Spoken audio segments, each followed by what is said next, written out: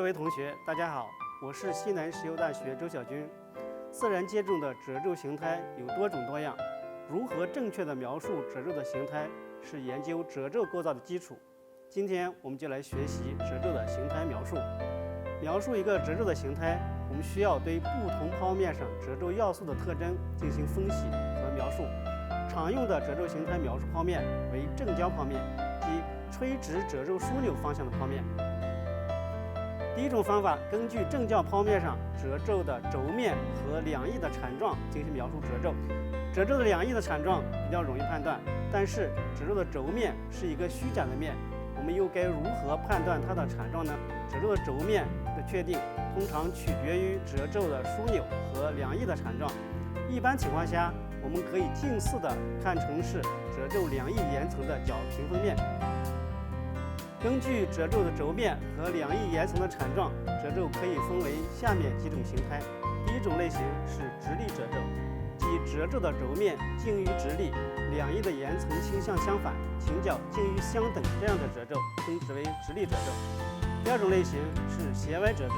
即褶皱的轴面倾斜，两翼倾向相反，倾角不等的褶皱称为斜歪褶皱。第三种类型称为倒转褶皱，指褶皱的轴面倾斜，两翼倾向于同一个方向，其中一翼正常，另外一翼倒转，这样的褶皱称之为倒转褶皱。第四种类型是平卧褶皱，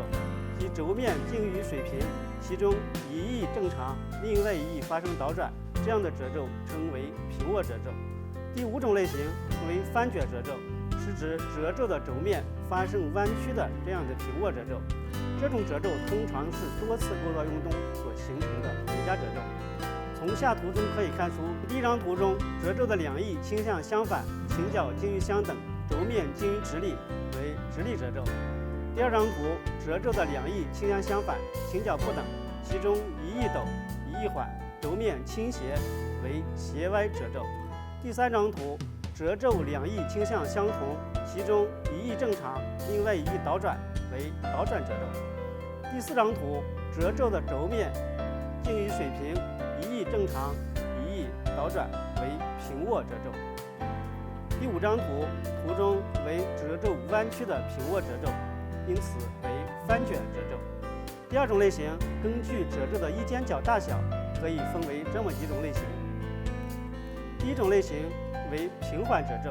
是指褶皱的翼尖角小于180度，大于120度，这样的褶皱称为平缓褶皱。第二种类型称为开启褶皱，是指褶皱的翼尖角小于120度，大于70度，这样的褶皱称为开启褶皱。第三种类型是指闭合褶皱，或者叫中长褶皱，是指褶皱的翼尖角小于70度，大于30度，这样的褶皱称为闭合褶皱。第四种类型是紧闭褶皱，是指褶皱的翼尖角小于30度，大于5度，这样的褶皱称为紧闭褶皱。第五种类型称为等斜褶皱，是指褶皱两翼的翼尖角小于5度，称为等斜褶皱。第三种类型，根据褶皱转折端的形态，褶皱可以分为如下几种形态。第一种类型为圆弧形褶皱，是指褶皱的转折端呈圆弧状弯曲的这样的褶皱，称为圆弧形褶皱。第二种类型是尖棱形褶皱，是指褶皱的转折端呈尖角状，两翼平直相交，这样的褶皱称为尖棱褶皱。第三种类型是相状褶皱，是指褶皱的转折端宽或平直，褶皱的两翼陡形成相撞，这样的褶皱称为相撞褶皱。第四种类型是扇状褶皱，是指两翼的岩层均发生倒转，褶皱岩层面呈扇状弯曲，这样的褶皱称为扇状褶皱。第五种类型称为挠曲，是指褶皱平缓的岩层面中，其中一段岩层忽然变陡，而表现出褶皱面的膝状弯曲，这样的褶皱称之为挠曲。从图中可以看出，第一幅图褶皱的转折端为圆弧形，根据转折端的形态，我们可以将其描述为圆弧形的褶皱。第二张图里边，根据褶皱的转折端的形态，我们可以看出转折端为尖棱形，因此描述为尖棱形褶皱。第3幅图根据褶皱转折端的形态为箱形，我们把它描述为箱状褶皱。第4幅图根据转折端的形态可以描述为扇形褶皱。第4种褶皱分类是称为理查德分类，这种分类是根据褶皱的轴面和枢纽的缠状进行的分类。如果我们以横坐标表示褶皱的轴面的倾角，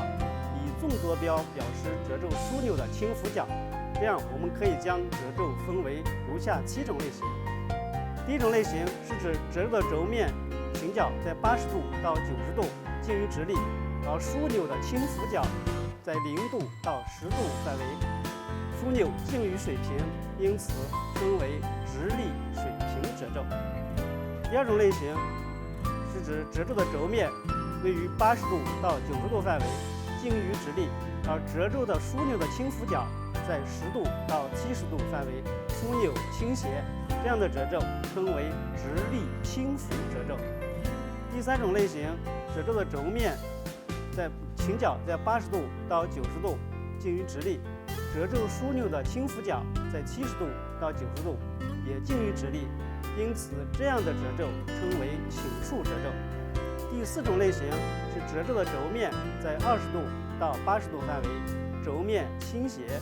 褶皱的枢纽倾浮角在0度到10度近于水平，因此这样的褶皱称为斜歪水平褶皱。第5种类型，褶皱的轴面倾角在20度到80度，轴面倾斜，褶皱的枢纽倾浮角在10度到70度，枢纽倾斜，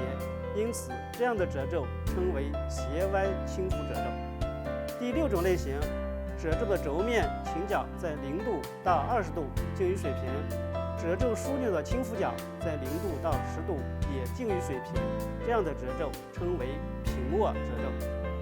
第7种类型，根据褶皱的轴面和枢纽倾向一致，倾角也基本相等，轴面的倾角在10度到80度范围，轴面倾斜，而枢纽在轴面上的侧浮角在10度到80度范围，这样的褶皱称之为斜卧褶皱。理查德分类将褶皱分为上述7种类型，具有一定的优点，被广大地质学家所采用。